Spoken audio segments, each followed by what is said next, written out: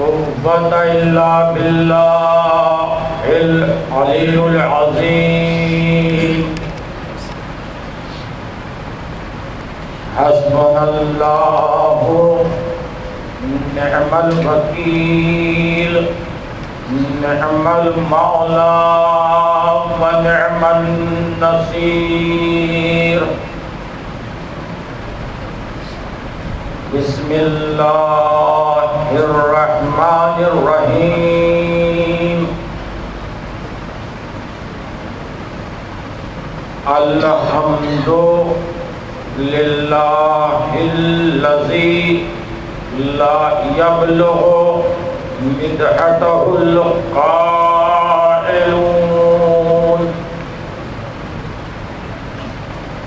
ولا يحصي نعماءه العادون ولا يؤدي حقه المجتهدون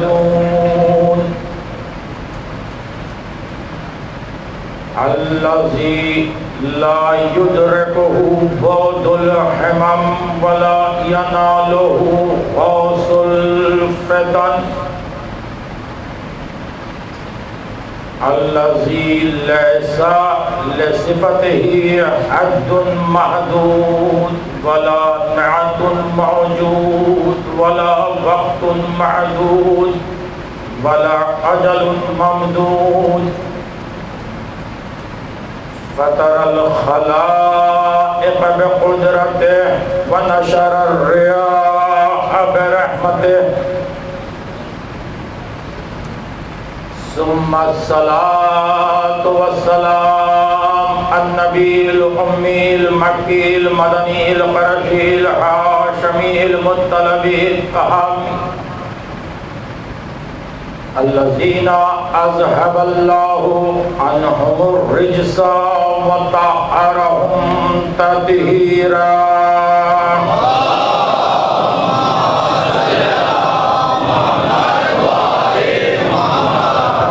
وأهل بيته الطيبين الطاهرين المعصومين المظلومين المنتجبين المنتخبين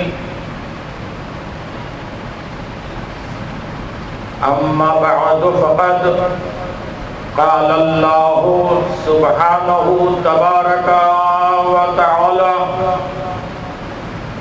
في محكم كتابه المبين وهو أصدق الصادقين وقوله الحق بالحق بسم الله الرحمن الرحيم وجعلناهم أئمة يهدون بأمرنا وأوحينا إليهم فعل الخيرات وإقام الصلاة وإيتاء الزكاة وكانوا لنا عابدين صلوات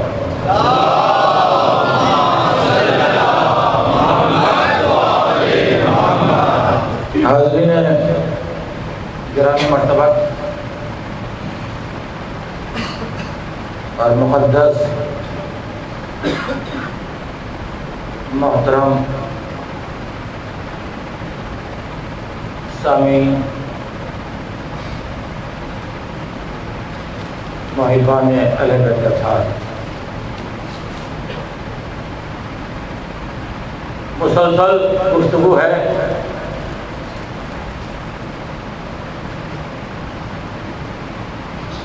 ان مجلسوں کا صدقہ ہے، ان مجلسوں کا تصدق ہے۔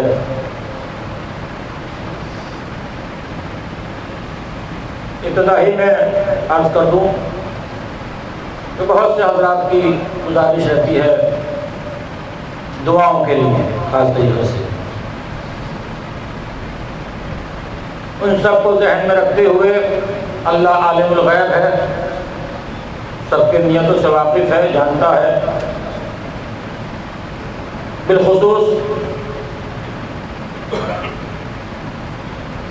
غالباً اس وقت امریکہ میں کسی کا آپریشن چل رہا ہے،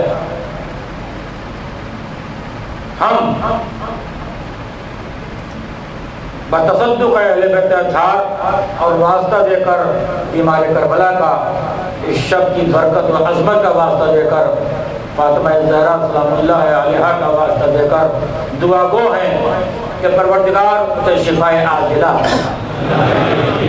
جہاں جہاں جن جن حضرات نے دعا کی گزارش کی ہے التجا کی ہے، پروردگار ان سب کو اپنے حفظ و امان میں فرما۔ ایک صلوات پڑھیں بر محمد و آل محمد۔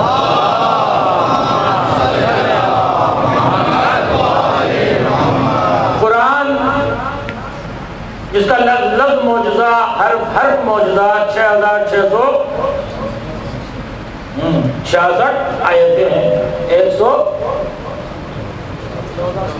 معلوم ہے 14 سورے ہیں۔ ہمارے یہاں حافظ ہوتے ہیں مگر اندھے نہیں ہوتے، حافظ ہوتے ہیں ایسی بات نہیں ہے۔ تو قرآن کا لفظ لفظ عبادت ہے، لفظ لفظ سننا پڑھنا دیکھنا سب عبادت ہے۔ قرآن مجید کے حروف کی طرف، حرف کی طرف نگاہ کرنا عبادت ہے۔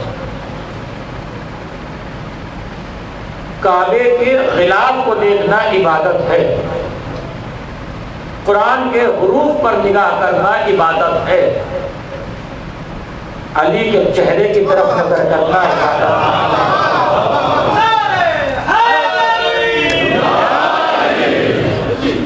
اس لیے کہ ان پر خدا کا نور برستا ہے، ان پر خدا کا نور برستا ہے۔ کعبے پر خدا کا نور برسا تو بیت اللہ ہوا، قرآن پر خدا کا نور برسا تو کلام اللہ ہوا، علی پر خدا کا نور برسا تو وجہ اللہ ہوا۔ صلوات پڑھیں بر محمد و آل محمد۔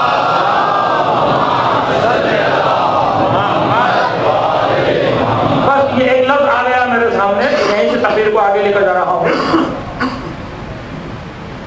معرفت ضروری ہے، پہچان ضروری ہے۔ توجہ کیجیے، تقریر کا آغاز ہو رہا ہے۔ پہچاننا ضروری ہے۔ اللہ نے بھی اپنی معرفت کے لیے کہا ہے، حدیث قدسی آپ اٹھا کر دیکھیں، قدرت میں آواز دی، کنتو کنزن مخفیہ، توجہ رکھیے، توجہ چاہتا ہوں، کنتو کنزن مخفیہ، میں ایک چھپا ہوا خزانہ تھا، بیدار ہے، میں ایک چھپا ہوا خزانہ تھا، میں نے چاہا کہ میں پہچانا جاؤں، اللہ نے بھی کہا کہ میں پہچانا جاؤں۔ میں آپ سے پوچھتا ہوں کہ پہچانا کس طریقے سے جاتا ہے؟ توجہ چاہتا ہوں، بھئی پہچان کا ذریعہ کیا ہے؟ آپ نے مجھے کیسے پہچانا؟ آپ نے مجھے کیسے پہچانا؟ میں پوچھنا چاہتا ہوں، جو لوگ میرے نام سے واقف تھے، مجھے نہیں دیکھا تھا، مجھے نہیں جانتے تھے، کوئی جانتا تھا کہ میں کیسا ہوں، لیکن جب میں آپ کے سامنے آ گیا تو آپ نے مجھے کیسے پہچانا؟ میرے چہرے سے۔ میں کیا کہہ رہا ہوں؟ آپ تو گھبرا جاتے ہیں، بھئی آپ نے مجھے کیسے پہچانا؟ میں نے آپ کو کیسے پہچانا؟ میں نے آپ کو کیسے پہچانا؟ آپ کے چہرے سے۔ تو معلوم یہ ہوا کہ پہچان کا پہلا ذریعہ ہوتا ہے چہرہ۔ بھئی پہچان کا پہلا ذریعہ ہوتا ہے چہرہ۔ تو اللہ کچھ بنائے نہ بنائے، اپنا چہرہ ضرور بنائے گا۔ بات نہیں پہنچی ابھی تک سے، بھئی اللہ پر واجب ہے کہ وہ اپنا چہرہ بنائے۔ اللہ سے پوچھئے، یا اللہ تو نے اپنا چہرہ بنایا یا نہیں بنایا؟ اللہ سے پوچھے کہ یا اللہ تو نے اپنا چہرہ بنایا یا نہیں بنایا؟ آواز قدرت آئے گی، قرآن پڑھو، قرآن بتائے گا کہ میں نے چہرہ بنایا ہے یا نہیں بنایا۔ تو ہم نے قرآن پڑھا، کلو من علیہا فان، قرآن کہتا ہے کہ کائنات کی ہر چیز فنا ہو جائے گی، وَيَبْقَى وَجْهُ رَبِّكَ ذُو الْجَلَالِ۔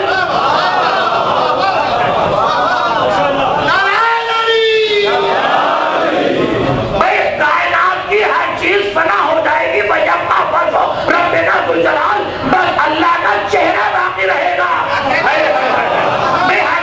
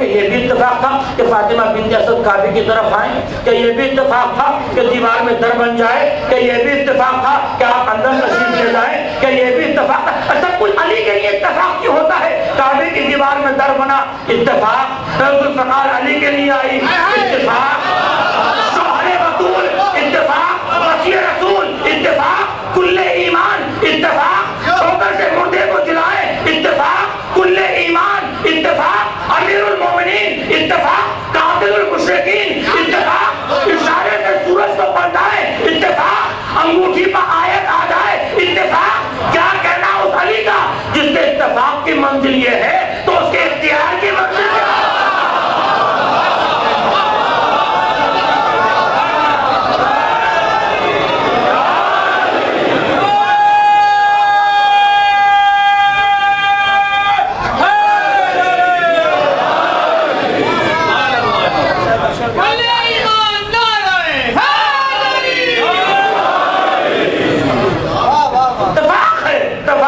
اتفاق نظر آتی ہے.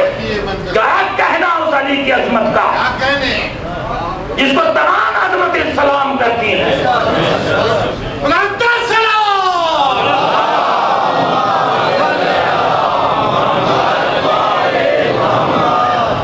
دیکھو قرآن کی آیت میرے سامنے آ رہی ہے. کاشجرۃ طیبۃ اصلھا ثابت وفرعھا فی السماء. قرآن کہتا ہے کہ ایک شجر ہے، ایک درخت ہے جس کی جڑیں زمین میں ہیں اور شاخیں اس کی آسمان میں ہیں. ہے کوئی ایسا درخت؟ آپ بزرگ ہیں بھئی، کوئی ایسا درخت ہے جس کی جڑیں زمین میں ہوں اور اس کی شاخیں کہیں دیکھا ہے؟ اور قرآن کہتا ہے کہ ہے ایسا درخت کہ جس کی جڑیں زمین میں ہیں، شاخیں آسمان میں ہیں. آپ مجسم تفسیر دکھاؤ اس آیت کی، مجسم تفسیر اس آیت کی. بات کو مختصر کرتے ہوئے رسول کعبے میں ہے، آواز علی میرے دوش پر بلند ہو جاؤ. علی دوش رسول پر بلند ہوئے. رسول نے پوچھا یا علی اپنے آپ کو کیسا محسوس کر رہے ہو؟ آواز دی اگر میں چاہوں تو آسمان کو چھو لو.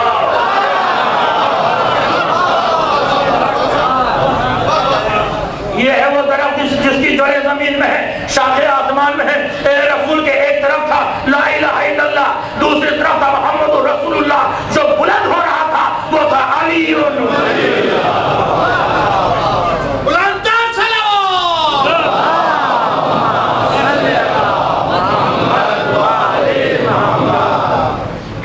آیتیں میرے سامنے آئے، توجہ رکھیے گا، میں کچھ میسج دینا چاہتا ہوں اور بہت غور سے.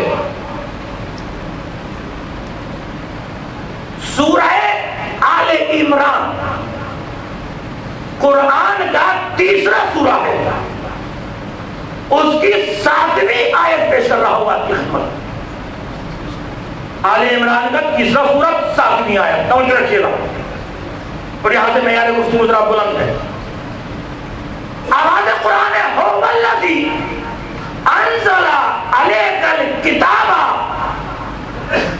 منہ آیات محکمات ہن ام الکتاب واخر متشابہات.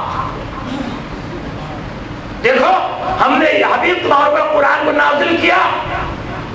اس قرآن کے اندر کچھ آیتیں محکم ہیں اور کچھ متشابہ ہیں. محکم کسے کہتے ہیں؟ جن کے معنی سمجھ میں آ جائیں. متشابہ وہ آیتیں جن کے معنی سمجھ میں نہ آئیں. توجہ چاہتا ہوں بھائی، قرآن کی آیتوں کی دو قسمیں ہو گئی. کچھ آیتیں محکم ہو گئی، کچھ آیتیں میرے ساتھ سمجھ رہے ہیں متشابہ ہو گئی. محکم وہ جس کے معنی سمجھ میں آ جائے، متشابہ وہ جس کے معنی سمجھ میں نہ. دو قسمیں ہو گئی پورے قرآن کی. میں نے کہا یہاں سے میں نے معیار گفتگو کو ذرا بلند کیا ہے. یہ آیت تھی سورہ آل عمران کی. اب آیت پڑھ رہا ہوں سورہ ہود کی، اور بالکل ابتدائی آیت ہے، پہلی آیت ہے.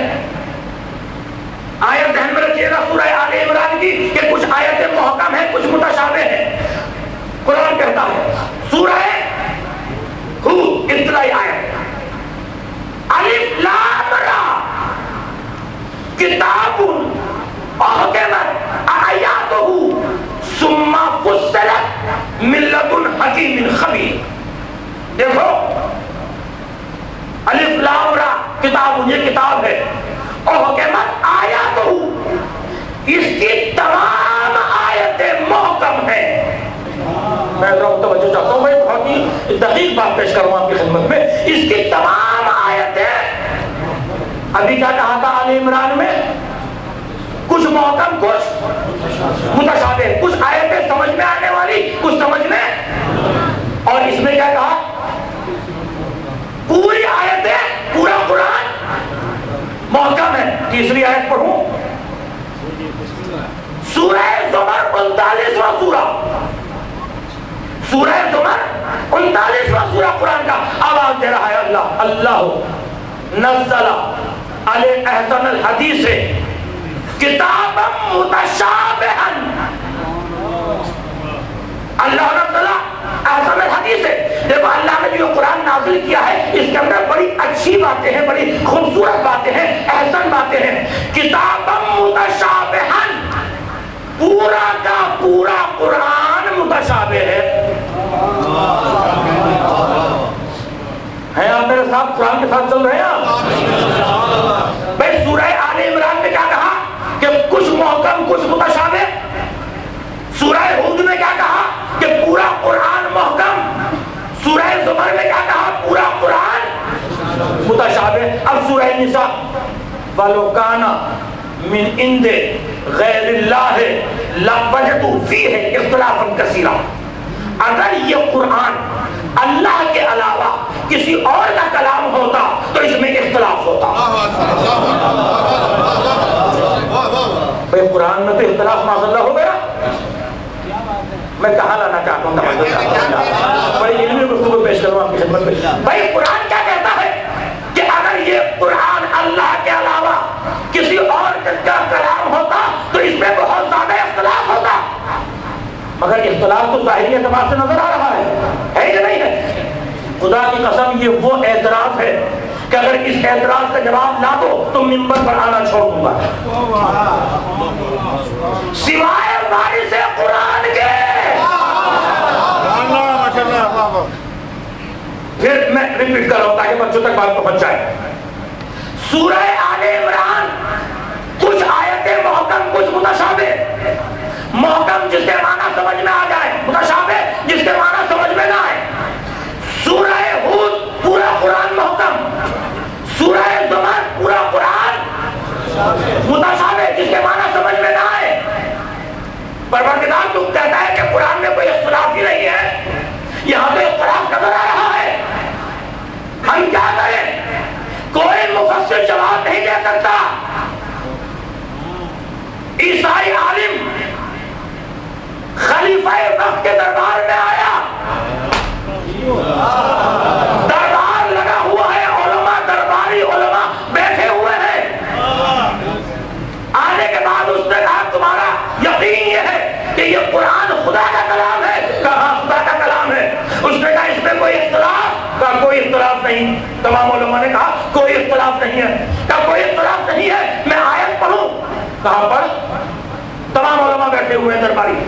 اس نے آیت پڑھی، هو الذی انزل علیک الکتاب منہ آیات محکمات وأخر متشابہات. کہ قرآن یہ کہتا ہے کہ اس کے اندر کچھ آیتیں محکم ہیں کچھ متشابہ ہیں. کہاں ہے؟ کہ کوئی اختلاف کا نہیں، کوئی اختلاف نہیں. پھر اس نے دوسری آیت پڑھی، الف لام را کتاب احکمت آیاتہ، تمام کی تمام قرآن محکم ہے. اب درباری علماء نے ایک کو دوسرے کو دیکھنا شروع کیا.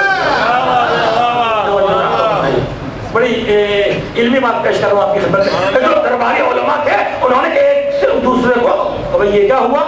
اس نے کہا تیسری آیت پڑھوں. پھر اس نے تیسری آیت پڑھی یہی سورہ زمر کی کہ پورا کا پورا قرآن متشابہ ہے. اس نے کہا کہ اس میں تو اختلاف ہو گیا. جواب دو، اگر یہ اللہ کا کلام ہے تو اس میں اختلاف کیسا ہے؟ بھئی تمہارا یقین اعتقاد یہ ہے کہ یہ اللہ کا کلام ہے لیکن تمہارے قرآن میں اختلاف موجود ہے. جواب نے کہا بھائی جواب دو اس کا، عیسائی عالم ہے. تمام علماء نے یہ کہا کہ بھائی ہمیں کچھ مہلت دے دو 24 گھنٹے کی. کہا جاؤ 24 گھنٹے کی مہلت دی. معلوم ہے 24 گھنٹے کے بعد وہ کیا جواب لے کر آئے؟ مجھ بیدار ہو جائیے، یہاں سے آپ کو اٹھانا چاہتا ہوں. بھائی 24 گھنٹے کے بعد وہ کیا جواب لے کر آئے؟ انہوں نے کہا کہ خلیفہ پاک بادشاہ پاک سرکار یہ مسلمانوں کا عقیدہ خراب کر رہا ہے، لہذا اس کا قتل کرنا واجب ہے.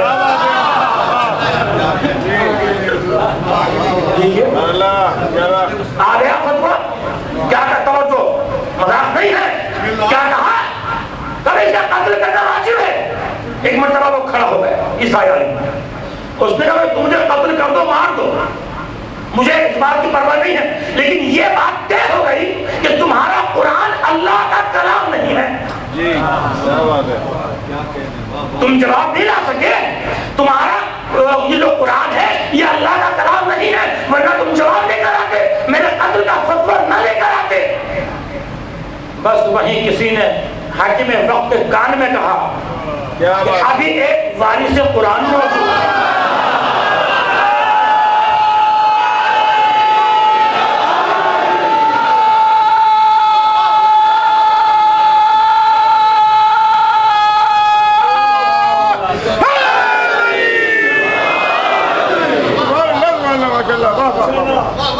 اچھا اگر دیکھو یہ تلوار نکل کے آ گئی مارنے کے لیے، قتل کرنے کے لیے، آج جو لوگ کہتے ہیں کہ اسلام تلوار سے پھیلا ہے، یہیں سے انہوں نے اسلام لیا ہے. کیا بات ہے.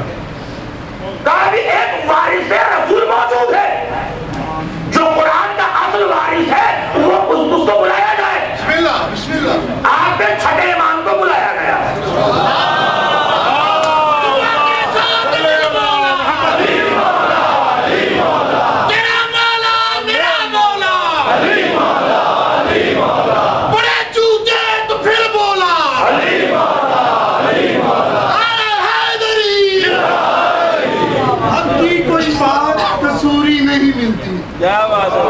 حق کی کوئی بات کسوری نہیں ملتی اور آیت کوئی قرآن کی ادھوری نہیں ملتی. ارے وہ وارث قرآن بلا ہوں گے کہاں سے، شلوار بھی جن کو کبھی پوری.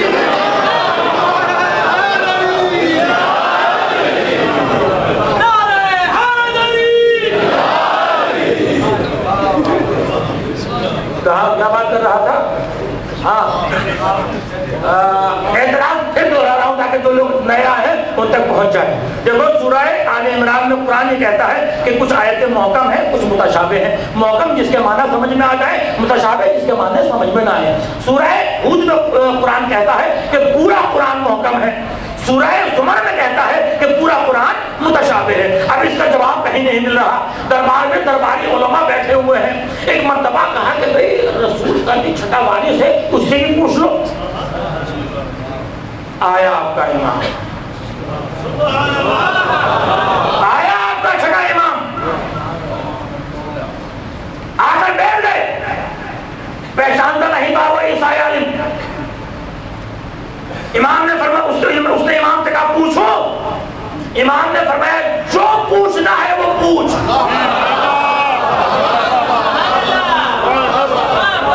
جو پوچھنا ہے پوچھ. معلوم ہو رہا ہے کہ علی کا بیٹا بول رہا ہے.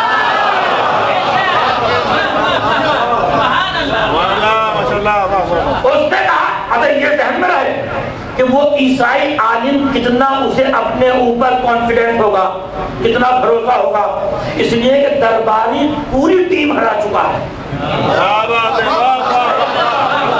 بھائی دربار کی پوری ٹیم ہرا چکا ہے، کتنا اسے بھروسہ ہوگا اپنے اوپر. آئے امام تشریف فرمایا، پوچھ سوال کر، کیا معلوم کرنا چاہتا ہے. اس نے آیت پڑھی،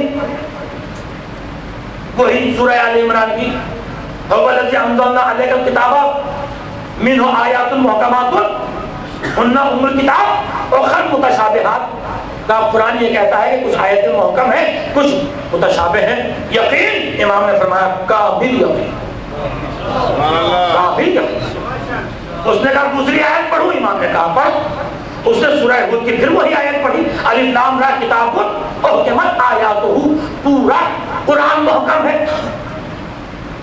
امام نے فرمایا ٹھیک ہے کا ایمان؟ امام نے فرمایا کامل ایمان۔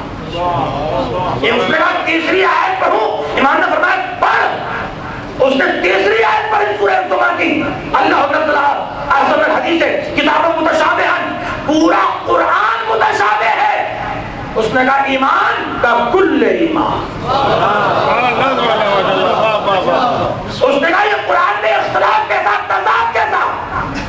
امام نے فرمایا تو غلط سمجھتا ہے، قرآن میں اختلاف و تضاد نہیں ہے، یہ اللہ نے انسانوں کی 3 قسمیں بیان کی ہیں۔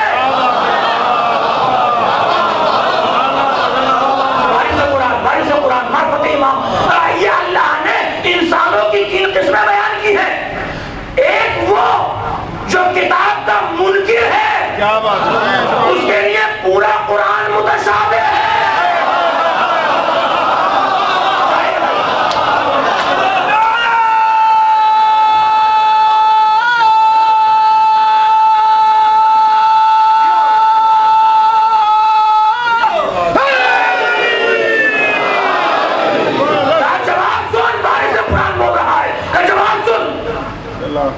جو کتاب کے منکر ہیں ان کے لیے پورا کتاب متشابہ، جو کتاب کے مومن ہیں ان کے لیے کچھ محکم کچھ متشابہ، اور جو وارث قرآن ہے ان کے لیے پورا محکم ہے۔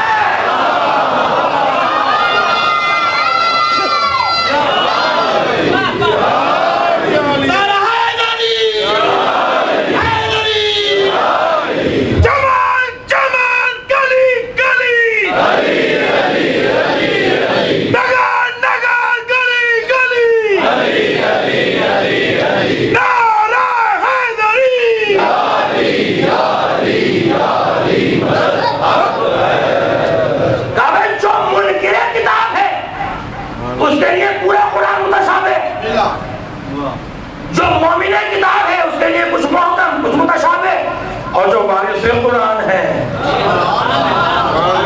اس کے لیے پورا قرآن محکم ہے۔ جھنجلا گیا، جھنجلا کے اس نے پھر سوال کیا اور کہا کہ جب یہ قرآن قیامت تک کے لیے انسانوں کی ہدایت کے لیے آیا ہے تو اس میں متشابہ آیتیں رکھنے کی ضرورت کیا تھی؟ بھئی اس میں متشابہ آیتیں رکھنے کی ضرورت کیا تھی؟ مسکرا کر آپ کے امام نے جواب دیا تاکہ قیامت تک دنیا ایک وارث قرآن کی ضرورت کو محسوس کرتی ہے۔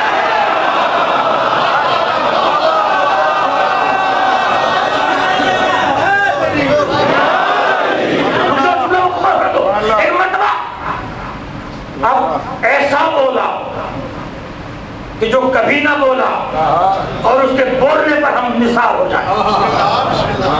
ایک مرتبہ اس نے کہا اشہد ان لا الہ الا اللہ، درباری علماء بیٹھے ہوئے ہیں، سب بیٹھے ہیں، آواز دے اشہد ان لا الہ الا اللہ واشہد ان محمد رسول اللہ واشہد ان علی ولی اللہ۔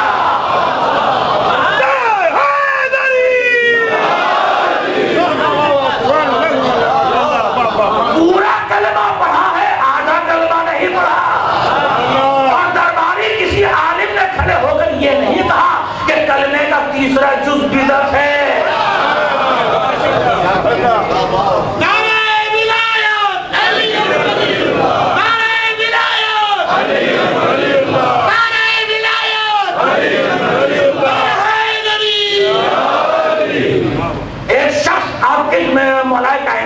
جنگ میں تشریف لے جا رہے ہیں، ایک شخص آیا چہرے پر نقاب ڈالے ہوئے، چہرے پر نقاب آنے کے بعد آئے امام اعظم کم سنی کا عالم ہے، تشریف فرمائے ساتھ میں، کہ مولا میں آپ کا چاہنے والا ہوں، میں آپ کا۔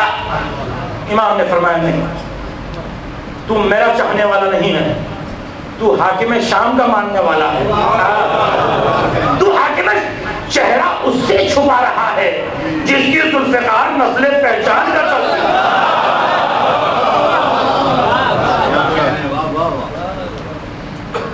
کہا مولا آپ نے صحیح کہا، سچ فرمایا بھی، حاکم شام سے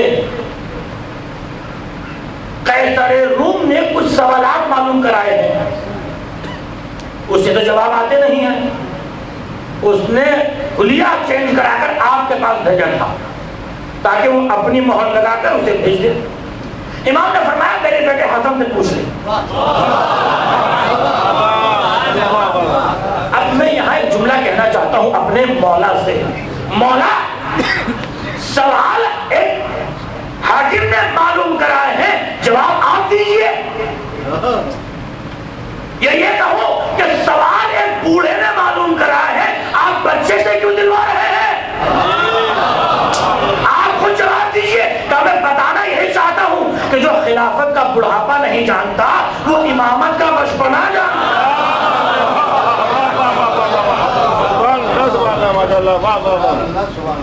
کیا کہنا اس در کا، اور کیوں نہ ہو بار بار میری تقریر ایک منزل تک آ رہی ہے، رسول اسلام کی ایک مجھے حدیث بار بار یاد آ رہی ہے کہ کل مولود یولد علی فطرت الاسلام، ہر بچہ جو بھی پیدا ہوتا ہے وہ فطرت اسلام پر پیدا ہوتا ہے۔ تو جو کسی یہاں سے میری تقریر دوسرے مرحلے میں داخل ہو رہی ہے، جو بھی بچہ کسی کے یہاں بھی جو بچہ پیدا ہوگا چاہے وہ کسی بھی فرقے میں مذہب میں ہو لیکن علی فطرت اسلام، اسلام کے اوپر ہوگا، وہ ابوا ہو، لیکن اس کے ماں باپ، اس کے پالنے والے، اس کے پیرنٹس جیسے ہوتے ہیں اس کو ویسا بنا دیتے ہیں۔ نہیں پہنچے میں جہاں رہنا چاہتا ہوں بھائی، جیسے پالنے والے ہوتے ہیں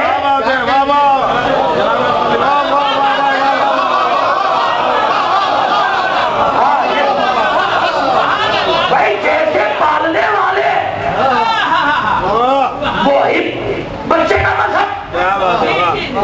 بھائی جو جس کو بچے کو پالا ہے تو اب یہ مت پوچھو کہ باپ کا مذہب کیا ہے،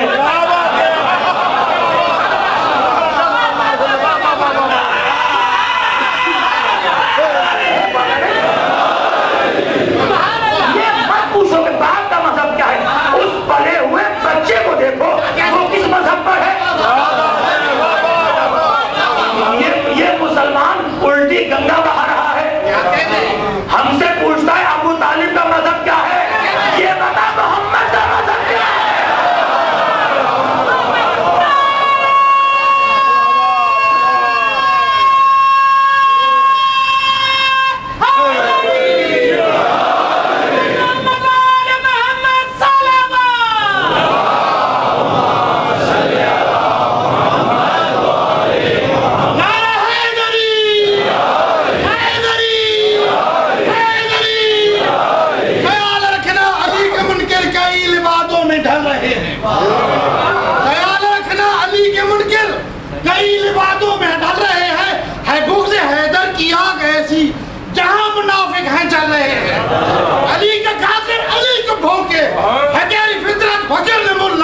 تمہارے جیسے کروڑوں کتے علی کے ٹکڑوں میں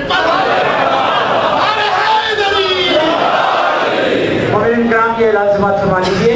ایک یارس گاڑی ہے سرخ رنگ کی 7945، یہ رکاوٹ کا باعث بن رہی ہے، مہربانی کر کے ہٹا لیجیے۔ 7945 لال رنگ کی یارس گاڑی، خواتین یا حضرات میں جس کی بھی ہے اس کو ہٹا لیجیے۔ پر محمد والے محمد صلوات۔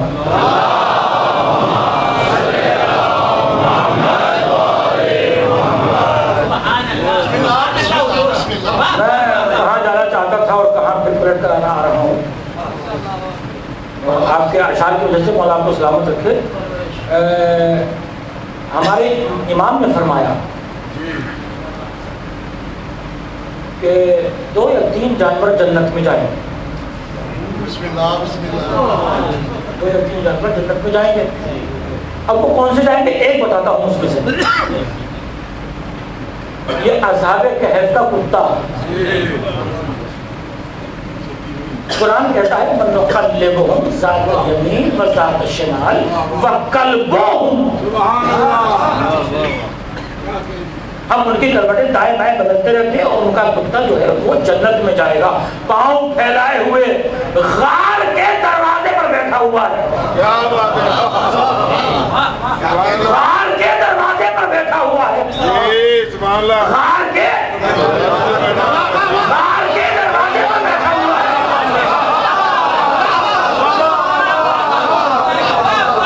ہمارے امام نے فرمایا کہ یہ کتا جنت میں جائے گا۔ کیوں جنت میں جائے گا؟ امام نے فرمایا اس لیے جنت میں جائے گا کہ اس نے اپنی عادت بدل دی۔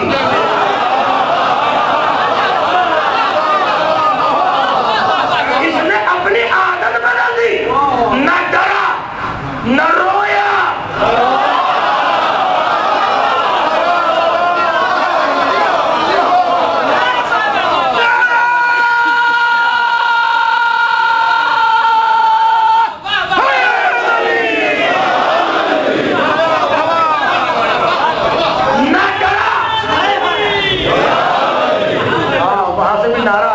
تو زندگی کا وجود ثابت ہو رہا ہے۔ کلام پڑھنے پر محمد والا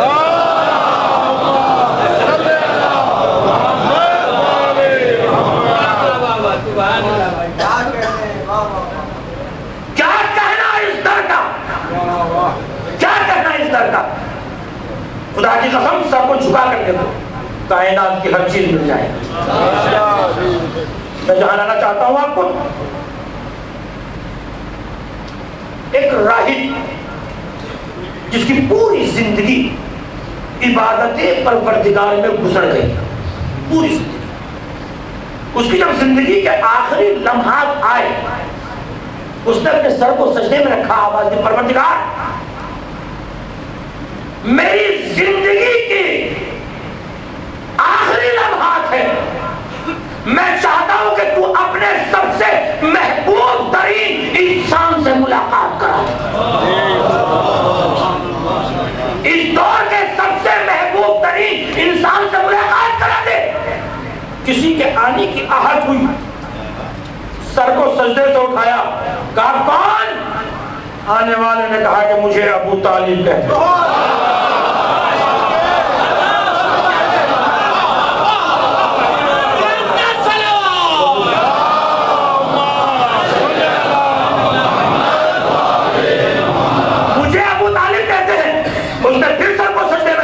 یا اللہ تیرا شکر ہے،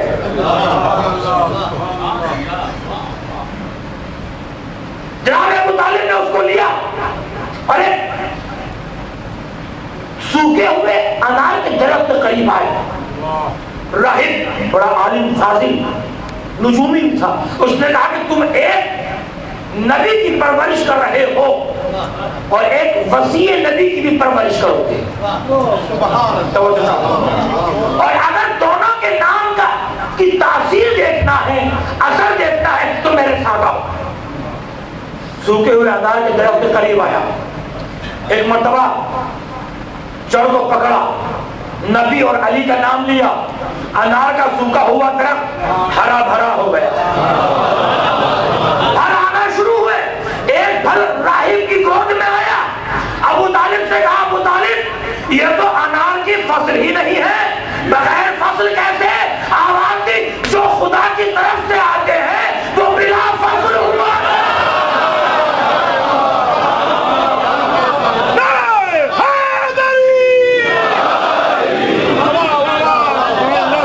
کل ایمان کے بعد کا نام ابو طالب ہے۔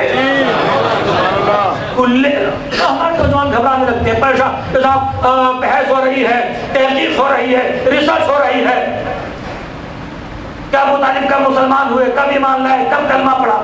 میں کہتا ہوں گھبرانے کی بات نہیں، خوش ہونا چاہیے کہ کم از کم مسلمان آج اس بات پر آمادہ تو ہوا کہ ایک کے باپ پر تحقیق کر رہا ہے۔ جب ایک کے باپ پر تحقیق ہوگی تو ہم ہر ایک کے باپ پر تحقیق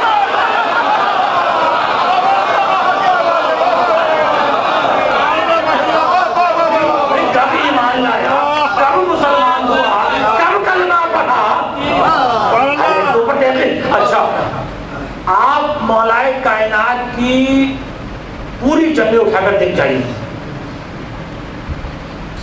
پوری جگہ۔ نہج البلاغہ بھی جب آپ مطالعہ فرمائیں گے تو مختلف جگہ پر مولا کائنات نے ایک ہی جملہ ارشاد فرمایا ہے، انا علی ابن ابو طالب، انا علی ابن ابو طالب۔ میدان میں جب آپ رجس پڑھتے تھے، میدان میں دشمن کے مقابل، دشمن کے سامنے، تو یہی کہتے تھے انا علی ابن ابو طالب، میں ابو طالب کا بیٹا علی ہوں، میں ابو طالب کا نور نظر علی ہوں، میں ابو طالب کا رخت جگر۔ میں کہوں گا مولا خدا کا خاصہ اگر کہیں کوئی کمی ہوتی ہے تو اس کو چھپایا جاتا ہے۔ آپ علل اعلان میدان میں دشمن کے سامنے اپنے باپ کا تذکرہ کر رہے ہیں، آبادی ہاں، اس لیے کہ اب جو بھی جب بھی جہاں بھی میرے مقابل پر آئے وہ بھی تو بتائے کہ اس کا باپ ہے۔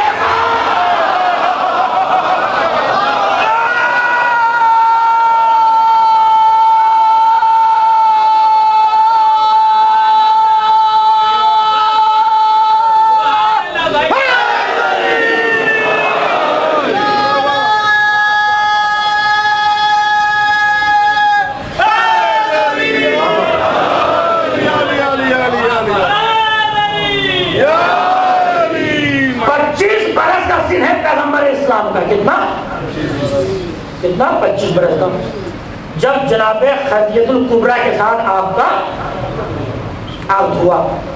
پیغمبر کی زندگی کتنی ہے ٹوٹل 63 سال۔ جب آپ 25 برس کے ہوئے تو آپ کا عقد ہوا کس کے ساتھ؟ اچھا ممبر کی جگہ سے پیغمبر کی زندگی، تاریخ کی میں ستم طریقے دکھاؤں آپ کو، تاریخ کا جعلی انداز آپ کو دکھاؤں۔ 25 برس کا سن پیغمبر اسلام کا جب جناب خدیجہ الکبریٰ کے ساتھ عقد ہوا۔ جب حضور 50 سال کے ہو گئے تو جناب خدیجہ کا انتقال ہو گیا، اس دنیا سے تشریف لے گئی۔ پیغمبر کی زندگی کتنی بچی؟ کتنی؟ 13 سال۔ ہاں بیویاں کتنی آئی؟ سب کو ملا لیجیے ادھر آدم سے جوڑ جاڑ کے 12۔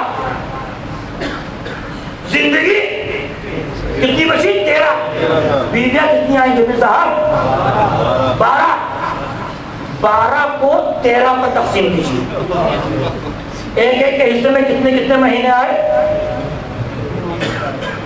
ایک ایک کے حصے میں کتنے؟ بہت لگائیے تو ایک ایک کے حصے میں 13 مہینے ہیں۔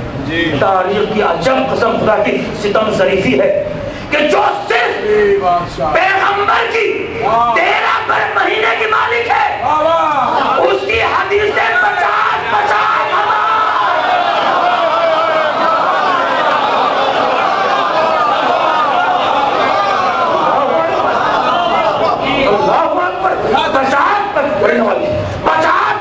ہزار حدیثیں، اور جو پیغمبر کی زندگی کی طرح شب و روز کی مالک ہے اس کی خلال کی بھی کوئی حدیث نہیں ہے۔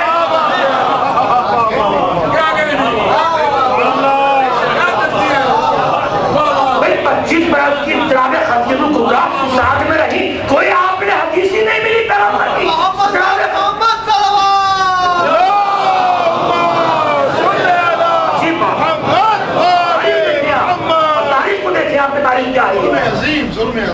کہ جو صرف 13 مہینے کی مالک، 13 مہینے کی 50 ہزار حدیثیں، پورا کارخانہ کھل گیا جعلی حدیثوں کا۔ اور جناب خدیجہ الکبریٰ، اچھا مسئلہ کیا ہے کہ خدیجہ سے کوئی حدیث کیوں نہیں ہے؟ بھئی جناب خدیجہ الکبریٰ سے کوئی حدیث کیوں نہیں ہے؟ سوچا ہے کبھی آپ نے؟ اس لیے نہیں ہے کہ شہزادی تو نسل حکومت کی رشتہ دار نہ بنی، نسل امامت کی رشتہ دار۔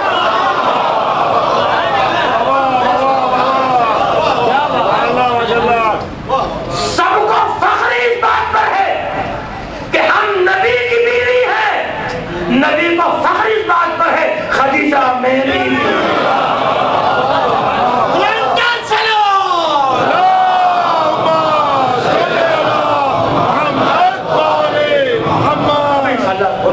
وقت دیا تو کل پڑھوں گا یہاں سے. 25 برس کا سن ہے پیغمبر اسلام کا. علامہ مجلسی تحریر فرماتے ایک جملہ کہہ کر بات کو آگے لے جاؤں. دولہا بھی کیا عمدہ بنایا تھا. کیا بات ہوا. جناب ابو طالب بہار الانوار کے اندر موجود ہے کہ جناب ابراہیم کی قمیص کتنے سال پرانی ہوگی. بھائی دولہا بنایا جا رہا ہے, دولہا بنتا ہے یا نہیں؟ تو جناب ابو طالب نے پیغمبر اسلام کو دولہا بنایا تو جناب ابراہیم کی قمیص, جناب اسماعیل کا امامہ, جناب ادریس کی نالین, جناب عبد المطلب کا عصا. میں کہوں گا ابو طالب یہ تبرکات انبیاء آئے کہاں سے؟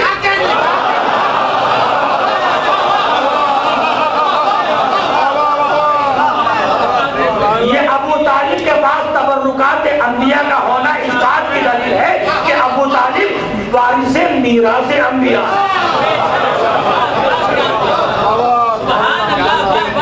تو میں نے بات کو سمیٹ دیا اور انشاءاللہ موقع ملا تو کل عرض کروں گا اس سے آگے. شیطانو, شدادو, فرعونو, ابو لہبو, ابو جہل کی صورت بگڑ کر آئی تو یزید بنا. ابو طالب کا جوہر نکھر کر آیا تو حسین.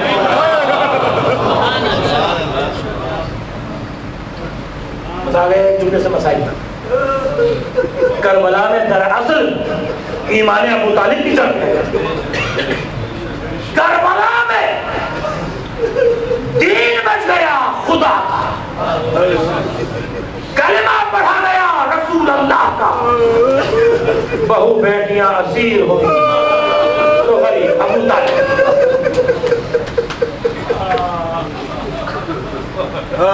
یہی خون ابو طالب اگر گلے سے گرا تو حسین کہلایا, بازوؤں سے گرا تو عباس کہلایا.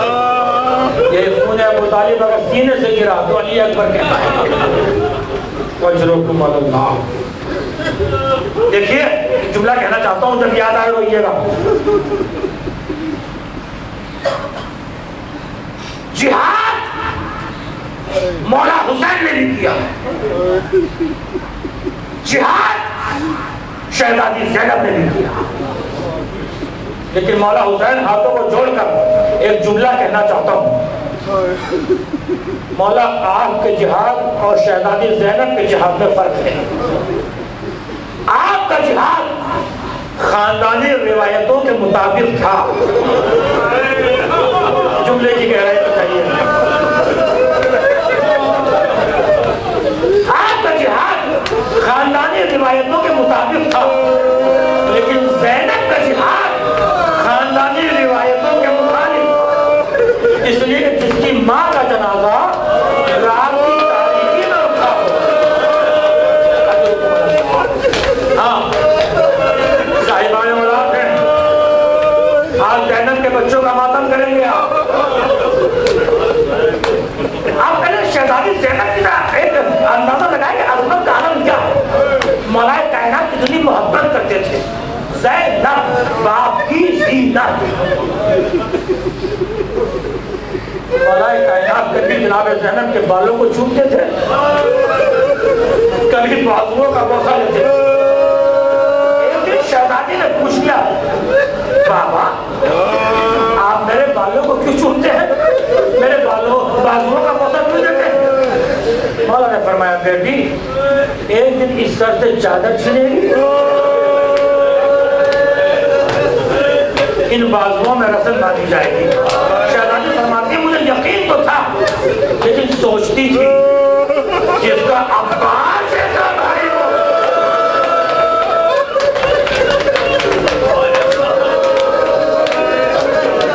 دیکھو محرم بہت سارے گزر گئے.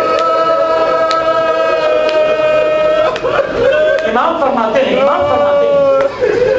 کہ جب مسائل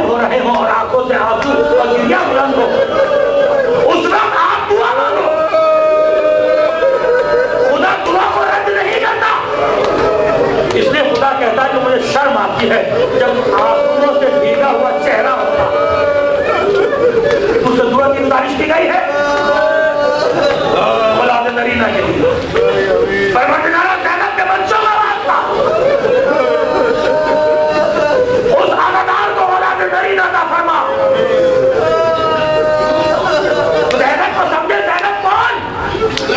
جب قافلہ مدینے سے چلا ہے تیار ہو رہا تھا تو زینب جناب عبداللہ کے پاس آئی آواز دی اے میرے والیو والی اے میرے سردار زینب کی ایک التجا ہے ایک گزارش ہے کہ میں اپنے بھائی کے ساتھ سفر میں جانا چاہتی ہوں اس لیے کہ اگر زینب بھائی کے ساتھ نہیں گئی تو مدینے میں دو واقعے ہو جائیں گے ادھر حسین کا قافلہ مدینے سے نکلے گا ادھر زینب کا جنازہ گھر سے نکلے گا اس لیے کہ زینب بھائی کی جدائی برداشت نہیں کر سکتی قافلہ تیار ہوا بنی ہاشم کی عورتیں امام کے پاس آئی مولا آپ تشریف لے جا رہے ہیں آپ کے ساتھ علی اکبر جا رہے ہیں عباس جا رہے ہیں علی اکبر جا رہے ہیں ہم بیویوں کو نہیں روکتے لیکن ہماری ایک گزارش ہے کہ ہم دو رویا قطار لگا کر کھڑے ہو جاتے ہیں ہمارے درمیان سے زینب کی سواری نکال دیجیے آپ کو شام و کوفہ کا بازار یاد آیا اجرکم اللہ مجھے آنا ہے زینب کے بچوں تک زینب نے اپنے بچوں کی بڑی پرورش کی آپ صاحبان اولاد ہیں مجھے اتنا بتا دیجئے کہ جب آپ کے بچے کبھی سفر پر جاتے ہیں اور وہ اپنی ماں سے کہتے ہیں اماں سلام تو ماں کیا دعا دیتی ہے ماں کیا دعا دیتی ہے میرے بچوں جلدی خیریت سے واپس آنا اب میں آپ سے سوال کرتا ہوں کہ بانو محمد نے جب زینب سے رخصت آخر اور آخری سلام کیا ہوگا تو زینب نے کیا دعا دی ہوگی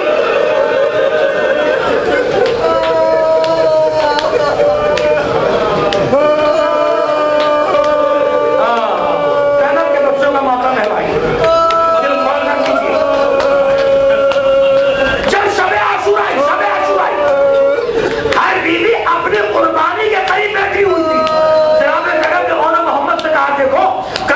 ماموں کا جان کو قربان کر دینا اور دیکھو اگر لڑتے لڑتے سراب تک پہنچ گئے تو دیکھو پانی پینے کا خیال بھی اپنے دل میں نہ لانا اس لیے کہ خیمے میں سکینہ پیاسی ہے علی اکبر پیاسا ہے اگر پانی پی لیا تو میں علی کی بیٹی ہوں دودھ نہ بخشوں گی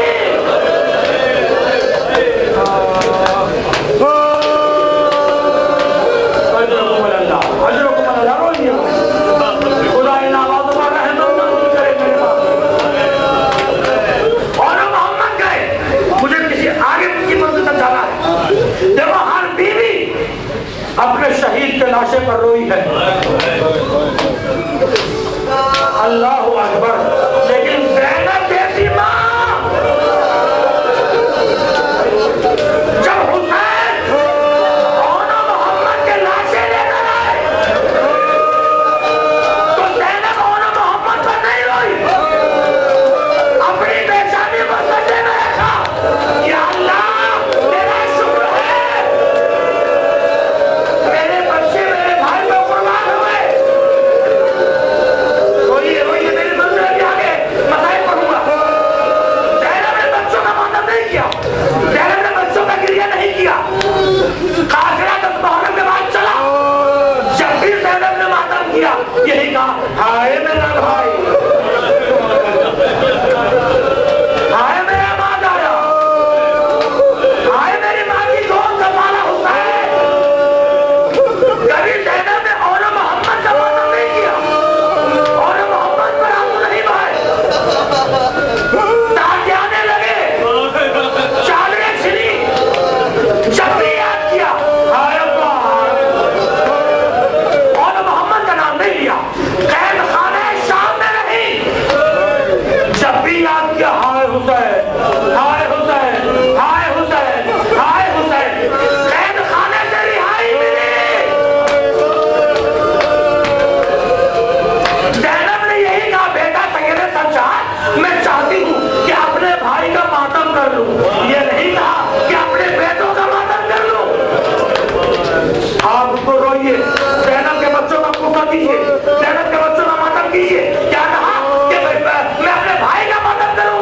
اپنے بچوں